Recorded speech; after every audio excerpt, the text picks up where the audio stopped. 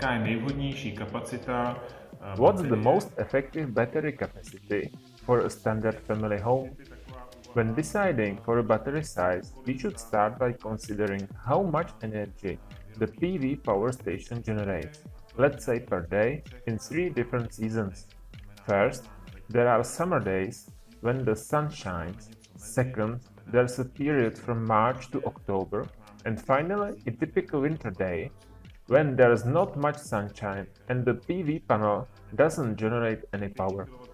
In summer, when there's constant sunshine from dawn till sunset, a 5 kilowatt peak station generates about 25 to 30 kilowatt hours of power per day. We could say this kind of energy should be stored quite easily in the battery.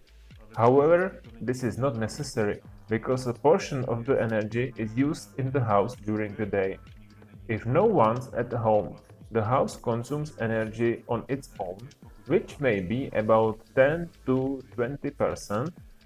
If cooling or air conditioning is installed there, then even more, and what's left is not really worth storing in the battery. A battery like that would be extremely sizable, very expensive, and for the rest of the year, from autumn to spring, it would not be used at all. So in this case, it doesn't make sense buying a larger battery than a 10 kilowatt hours one, or maybe 5 kilowatt hours one, because in summer months we will have some extra energy to deal with. That's about 2 or 3 months a year. But in the rest of the year we won't. The battery will respond well, have a good cycle life, the energy produced will match the battery capacity, and we will actually use it all year long, not just on the sunny summer days.